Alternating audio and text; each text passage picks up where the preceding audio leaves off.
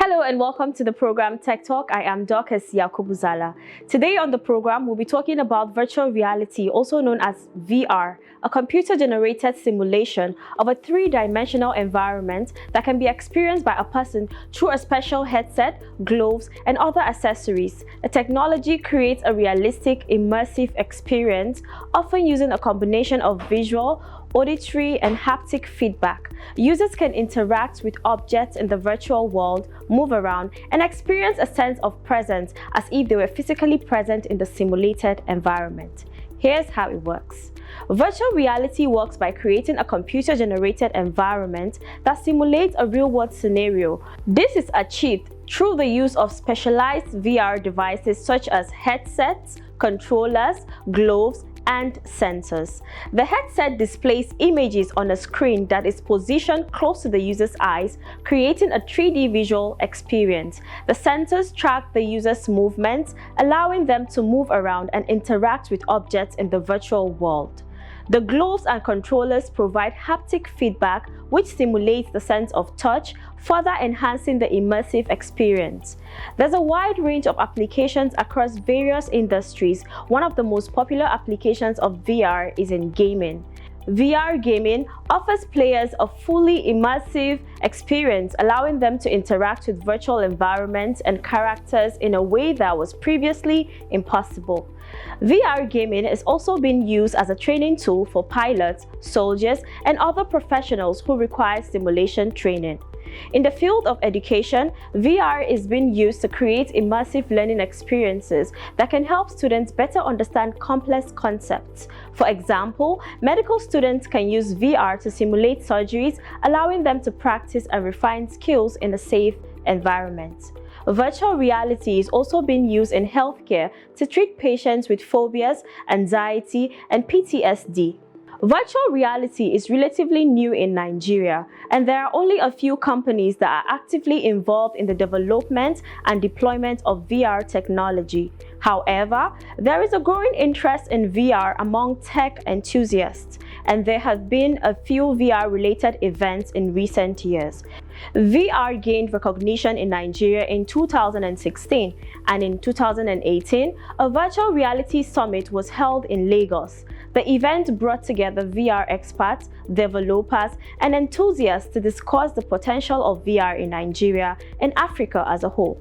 The summit also provided a platform for local VR developers to showcase their work. Another notable development is the establishment of VR arcades in Nigeria. These arcades offer an opportunity for people to experience VR technology firsthand.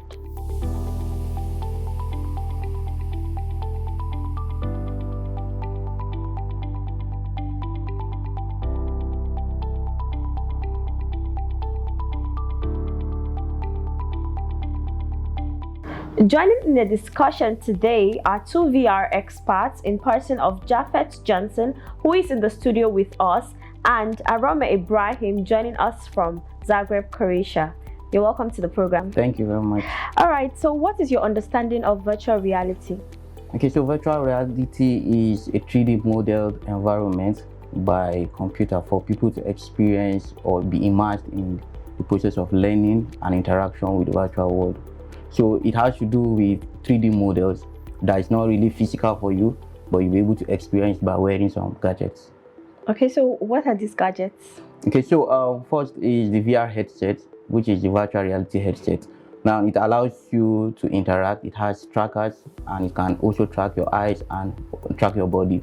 So it allows you to interact with 3D models on the environment. So coming to you, Arome, what are the different types of virtual reality? So at the moment we have, depending on the project or the product, right, we have 2D and 3D. So we are 2D in terms of use your mobile device.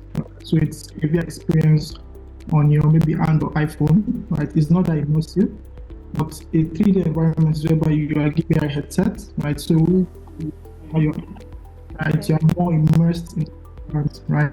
So based on the kind of experience creating, you have a 2D experience and have a 3D experience. Okay, so we have virtual reality, we have mixed reality, we have augmented reality. Let me just give a difference in between those. So virtual reality has to do with the 3D model that you're being placed after wearing the gadget. But augmented reality means an enhanced information that's added on a gadget. So it can be your watch, possibly it has a hologram that can display additional information. So you are seeing the reality, but you are augmenting with additional data. But virtual reality, as I've said, you have to wear the glasses, you see totally 3D. But augmented means you can have Google glasses that can add data on the screen.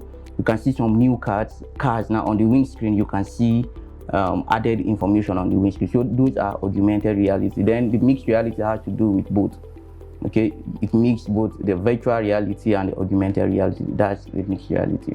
Okay, so how are these related? Because nowadays we hear metaverse, we hear augmented reality, just as you said. How are all these related, or how do they differ?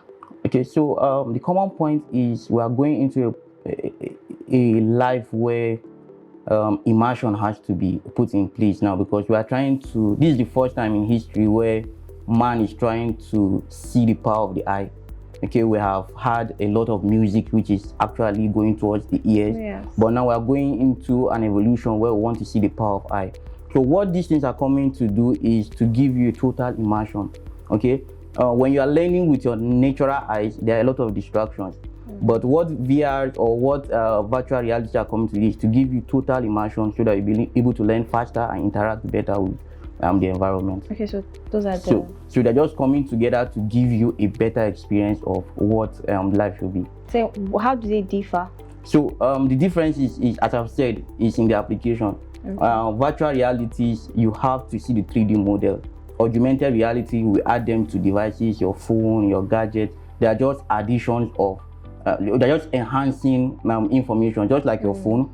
Okay. If you are using your camera, you can have added information. So the difference is just in the applications. Okay. Yes. All right. So can you give us example of these applications? Okay. Some of these applications. Okay. One is Tilt Brush by Google. Okay. So it allows creative artists to draw 3D models using the VR. There is Gran Turismo, where you can simulate driving. So then we have job simulators, where you can wear your VR, you can see job assigned to you. After finishing the job, you get paid. You can go to different malls, go to different shops. So there are different applications of this headset. In fact, one of the interesting ones is in the agro now, where cows actually wear VR now. And so what it does to them is calm them down. It helps them produce milk faster. Wow. So there are so many applications. So look at agro, we are looking at therapy. A lot of hospitals are looking at, okay, how can they even calm their patients with the VR. So it helps a lot. There are several applications that we have not even explored even enough. Okay, so how does VR work? Okay, as I've said, it's a 3D model. First of all, you need to wear the VR headset. Okay, so it encloses your eyes to a two lens in it. So what happens is that there are environments that have been built. So I can have a VR content that displays maybe Jerusalem. So the entire content is that you want to see the real life of how Jerusalem looks in 3D. I can decide to say, okay, I'm going to model the whole of, let's say, Yankari Game Reserve. So what happens the moment I wear the headset, it takes me to Yankari Game Reserve, and I'll be able to turn 360. The idea is wheresoever you turn, there is a content to display for you, and you can be able to interact with with objects inside. Wow. So what role do you think virtual reality is currently playing in the society today? So virtual reality is playing a major role, even though here in Nigeria majorly we just start seeing the place of entertainment being explored, where people go to play games in the VR. But I feel we should know that there is more to it. And one of it is we should try to look at it's playing a huge role in the education system now, where children are being immersed in learning. Rather than just reading and maybe somebody passes and you get distracted. Children can actually learn faster using the VR. It's a report was actually done that some nurses were trained, but because they were trained using the VR, they were able to finish their courses and they learned better because there were less distraction. So we can use it for education, We can use it for therapy, that's for the hospitals, and even businesses now. So we can see how even Facebook, which transformed to Meta, are putting a lot of money in that, because the next phase of human communication is going to go via the virtual reality. What role do you think virtual reality and the metaverse will play in the future in the industry, such as entertainment, education, health, and all of that? Just like I said, the entertainment part, we are seeing people go to play games, but imagine going to a concert wearing VR headset from your home. Like, you don't need to go physically, but you can wear the VR headset and stand, and you can see your artist performing. So we are going to see a lot of that. We can see entertainment where it has to do with games. A lot, I've said, people are playing game, Gran Turismo. People actually, for Meta, Oculus Quest now, you can wear your headset, interact with your friends, you can go hang out with your friends from the comfort of your room, and you'll be able to see your friend like in the VR world there, and you'll be able to go around, discuss. He hears you, you hear him. So the same thing again when it goes to like the education, I've said, okay, we can use it to train it, reduce distraction, because the major aim is for that full immersion.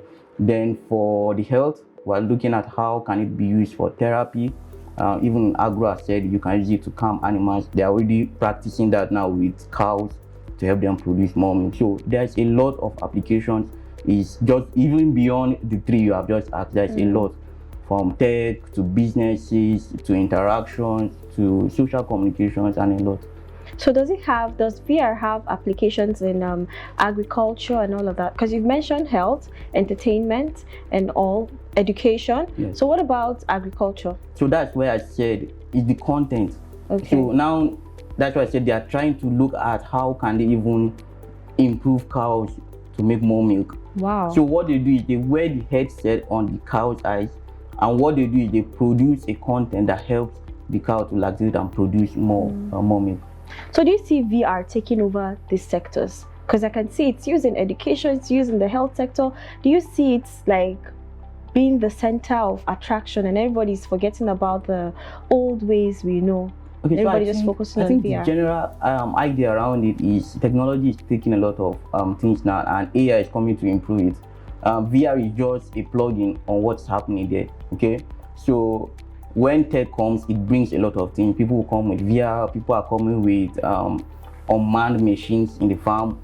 It's not actually VR, but imagine controlling your tractors while in your house and they're working in the farm.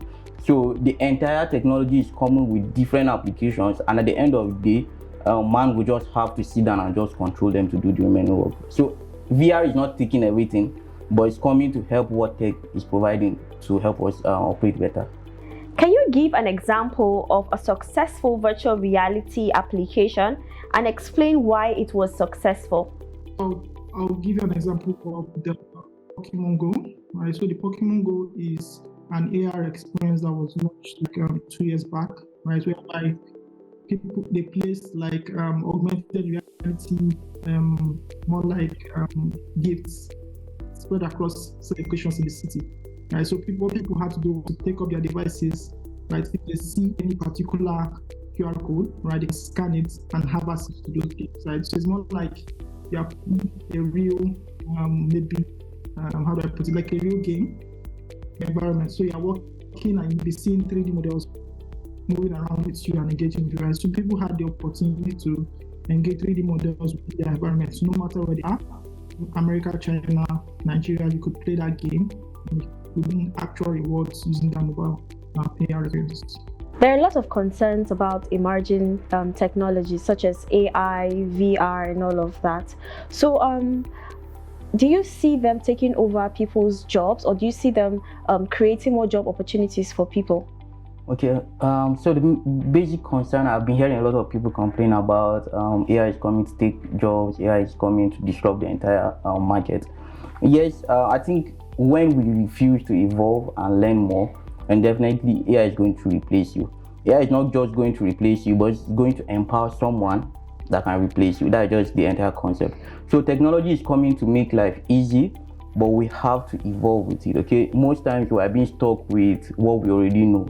So humans, we are so content. If I already know how to do this, I don't want another new way, and that has been a major challenge. Yes, AI is threatening a lot of jobs. So it's funny how I see some people that don't even know how to do the formal jobs still reluctant to even learning more. So AI is not coming to just take, it's going to empower people that will learn it to replace you faster. That's what is happening. Okay, so you made mention of virtual reality being used in different sectors such as entertainment, education and all of that. What about the banking sector? So I think the first disruption of the banking sector is even what blockchain is doing, what cryptocurrency is doing. Okay, it's already giving out that the bank, because we need to rely based on trust and efficiency, reliability. We saw what happened recently during this issue of cash. Some banks were not able to even operate properly. So the bank needs to first improve their tech before you even think of the virtual reality, because a lot of systems are there now that you don't even need to go to the bank to do a lot of these things. You can stay from the comfort of your home, do your transactions, and it goes smoothly. So what the bank needs to look at first is to step up their game in the tech field, ensure that there is efficiency, we can trust what they are doing. You don't have to go to the bank to report a simple issue of, okay, I sent money, it didn't go. Why can't you do it comfortably from the comfort of your home and they resolve it? So where the VR comes into place is, okay, imagine I can wear my VR headset and walk into any of the bank branch, and the same customer support, possibly sitting in his home, has the VR headset and we go there and interact without me going to the bank.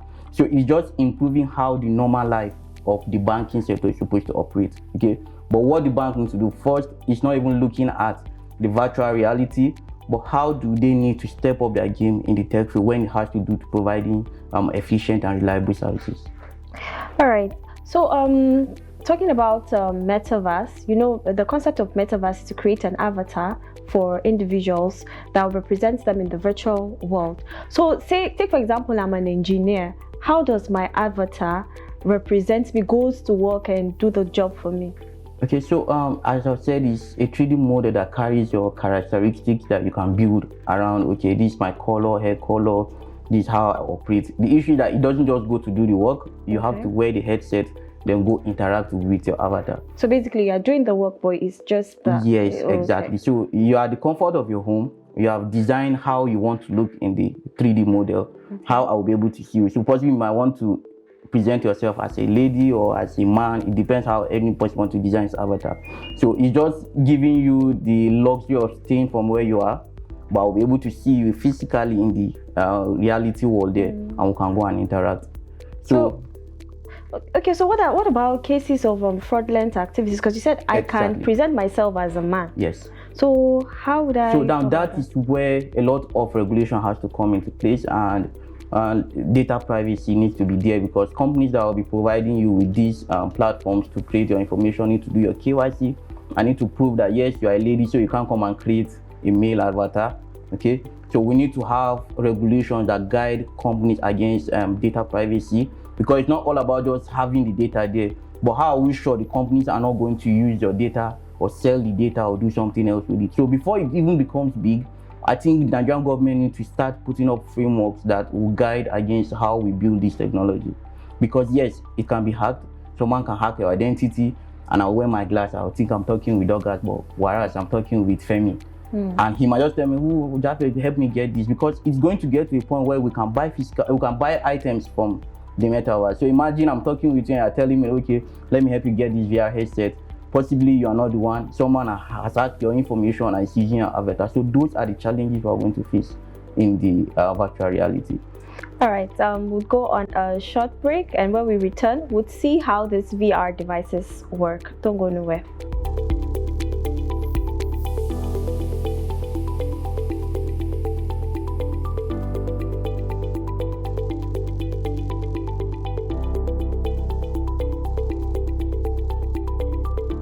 Welcome back from that break. In case you're just joining us, it is a program, Tech Talk, and with me here in the studio is Japhet Johnson, a VR expert. And as you can see, we have the gadgets with us. He's going to be telling us what they are and what they are used for. So Japhet, what are you holding for starters? Okay, so this is the VR headset. Okay. And these are two different headsets actually. So this is the Meta Quest from Facebook, and this is a standalone VR headset. So what this means is that you can actually go on any software, possibly Unity Engine, and build an environment. Possibly we can build or simulate an environment like this and deploy it on this particular VR headset for you to be able to view. Now, what it has here, this is another VR headset for PS5. Now, this is something you have to cater to the PS5 for it to be able to work. So this is the one that you can use for your Gran Turismo and you can play games on it. Okay. Now, this is the one that I was trying to explain a lot around, because you can build content on this one. Now you can go to Egypt, you can go to Israel, you can chat with your friends, you can play games on it, you can model your own environment and use. So you can see it has 4 cameras. Now these 4 cameras help to track your position. This Yes, dots are the cameras. these dots, yes, there are 4 cameras, and these are inputs. These are controllers now. Okay. Now, the moment you wear your headset on your head, now these cameras will be able to track your hands. So they'll be able to connect with this and track your hands, and it will be able to track your movement. This particular headset has haptic feedback. So the moment you wear this headset, possibly you are playing a game and you get shot at, it vibrates. The same thing with the controllers. So they give haptic feedback. So it gives you that real sense of like experience. So maybe you are playing a game and someone shoots you, so it vibrates and gives that feedback to you to be able to understand. So these are 2 different headsets. All right, so can you wait? So let's see how it works. Okay, so this is just a simple demo. You can pull this, Okay. then adjust and tie it. Oh, So if I'm using the controllers, okay. There you go. so a sample now, I'm probably, this should be my left or right. So I can possibly play the game, shoot around and do my settings. So everything that happens now, I'll be able to move 360 and look 360. Okay. So anywhere I turn on this using this headset now, I see objects and I see complete 360 view of my environment, and this will be able to be my hands. I'll be able to pick out knife or pick any model, or I'll be able to drive or do whatsoever with this. But this is not going to show my hand, it's just going to show a particular object. Possibly maybe I'm holding a knife, then I'll be able to hold a knife. If I'm holding a gun, then it will show that I'm holding a gun. So it helps to track my movement, and also on the lenses, it can be able to track your eyes. Wherever I'm looking at, you can be able to see where I'm looking at right on the VR headset. Okay, so this one is one you said they use mostly for games, right? Yes, for PS. So Can this we is a use PS5. this in the educational sector and all of that? Exactly. Is it this one? Okay. Exactly. So VR headset, as I've said, is just to display whatsoever content help you you have. hold. Okay, hold this one. Okay. So it's simple. All they do is to display the content. So whatever content I want to build, I can deploy it on either to get it as a PS5 or on the standalone console to play. So the entire idea is, what content do we want to use? One of the ideas we are looking at is giving experience, more especially for people that are traveling and the real estate. So we have Which one? This one or this one? No, any of them. Okay, I any said of them. content. Oh, so the issue okay. is you can go and build your content.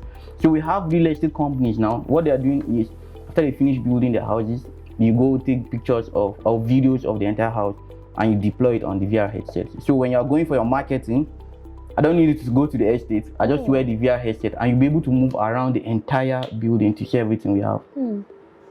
So that's what happens. Okay, so basically both of them are doing the same job. Exactly. Oh, This one is more powerful because it's just more expensive. oh wow. Okay. So I think one of the challenges people are having is because of the price to afford this done. I think this around 550,000. This is almost 400,000 naira. So imagine an average Nigerian would just want to pull out money to buy a VR headset for 400,000 naira. But hopefully, with time, people should be able to afford it, because the experience it gives and what you'll be able to learn using it is more than what you can think of. I've used this to travel to different places to see how other countries look like. So to me, I feel it's worth the investment, and just a matter of time, a lot of people will see the reason to actually start using this. All right, thank you so much, Jafet Johnson, for welcome. joining us in the program today. Thank you very much. And also thank you, Arome Ibrahim, for joining us today. Thank you very much. Yeah. Thanks. So we'll now go on a short break, and when we return, we'll bring you tech tips. Do stay with us.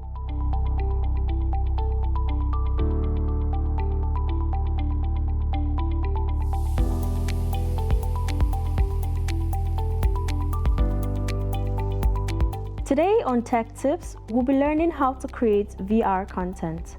Creating VR content typically involves 3 steps. Step 1, create an outline and goal. then turn it into a detailed flowchart with clear learning objectives. In this stage, instructional designers and L&D teams craft a flowchart that maps out the steps learners will experience and understands how visual elements will create a simulated environment.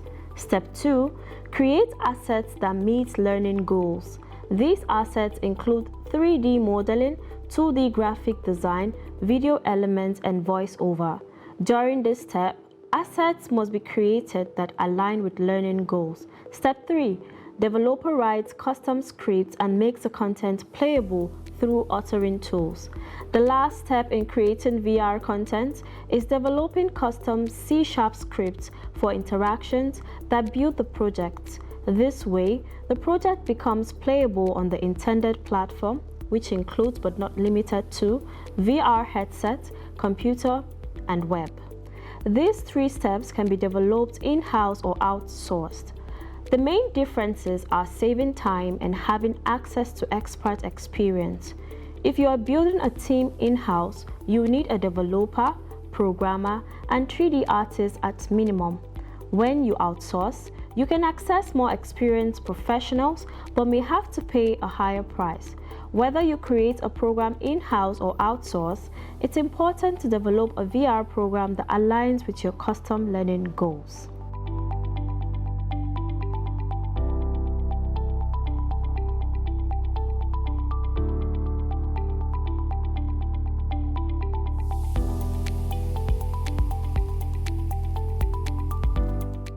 And that's how we wrap it up today on the program Tech Talk. You can drop your comments and contributions on all our social media platforms.